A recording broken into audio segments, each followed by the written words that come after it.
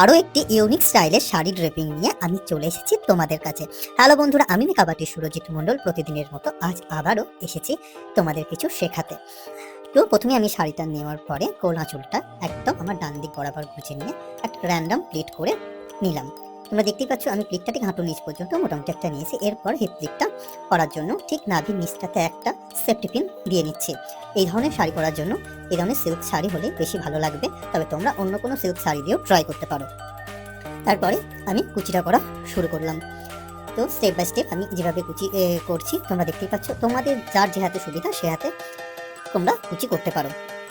আমি তো অনেকেই বলেছে বাঁ হাতে দেখানোর জন্য, বাঁ হাতে কুচি করার ভিডিও দেওয়া আছে, আমি পারলে আরও একটা ভিডিও তোমাদের জন্য দিয়ে দেবো।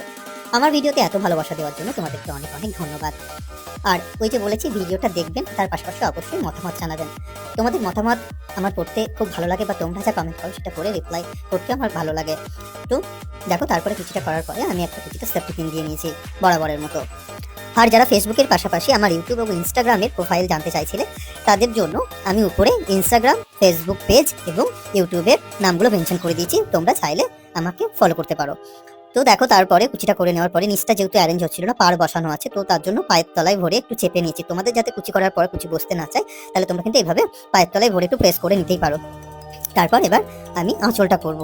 এইভাবে শাড়ি পরার জন্য আঁচলটা জেনারেলি আমরা নিচের দিকে করা শুরু করি, মানে নিচের দিকটা যাতে নিচের দিকে থাকে, বুঝতে পারছি। দেখো, আমি এটা হয়তো বলে বোঝাতে পারছি না, উপরের দিকটা থেকে শুরু করেছি, কারণ এক্ষেত্রে উপরের দিকের অংশটা একদম আমার কাঁধের উপর থাকবে।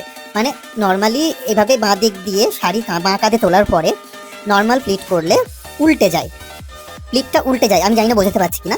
তার জন্য যে দিকটা উল্টে যায় সেই দিকটাতেই আমাদের প্লিটটা করতে হবে, মানে যেদিকে জানে। দেখো, এই দেখো, বুঝতে পারলে আমি কি বলতে চাইলাম? দেখো, প্লিটটা কিন্তু নর্মালি সোজা হয়েছে, কিন্তু এটা যদি তুমি আগে নর্মাল প্লিট করে নিতে এবং তারপর কাঁধে ফেলতে, দেখতে প্লিটটা উল্টে যেত। তো সেক্ষেত্রে যে অংশটা তোমরা প্লিট করো ঠিক অপোজিট অংশটাতে প্লিট করতে হবে। আমি একদিন তোমাদেরকে এই প্লিটটা করার ভিডিও দিয়ে দেবো, তোমাদের যদি অসুবিধা হয়। আর যারা বুঝতে পারছো তারা তো কোনো ব্যাপারই না তাদের। তো যারা বুঝতে পারছো না অবশ্যই আমাকে কমেন্টের মাধ্যমে জানিও। তো তারপরে একটু সুন্দর করে অ্যারেঞ্জ করে নিচ্ছি। এরপর কাঁধের উপরে একটা সেফটি পিন দিয়ে সিকিউর করে নিলাম। এভাবে কিন্তু তোমরা শাড়ি করতেই পারো। আর যারা চাইছো না যে পেট দেখাতে, বা পেট দেখা গেলে যাদের অসুবিধা আছে, তারা কিন্তু একদম টেনে সেফটি পিন দিতে পারো। এই অংশটাতে, পিছনের অংশটা একটু টেনে নিতে পারো। আর যারা একটু স্টাইলিশ ভাবে পড়তে চাও, তারা কিন্তু এভাবে অবশ্যই পড়তে পারো। এভাবে পড়তে চাইলে যাদের প্রবলেম আছে তারা একটু লং ব্লাউজও পড়তে পারো। তো যার যেটা পছন্দ সে সেভাবে পড়ো। তো তোমাদের আজকের এই ড্রেসিংটা কেমন লাগলো অবশ্যই আমাকে জানিও। আমার তো বেশ ভালো লেগেছে, আর আমি অপেক্ষা করবো তোমাদের কমেন্টের যে তোমাদের কেমন লাগলো। ভালো থেকো, সুস্থ থেকো, আর আমার পাশে থেকো। দেখা হচ্ছে আগামী দিনে নতুন কোনো ভিডিওতে।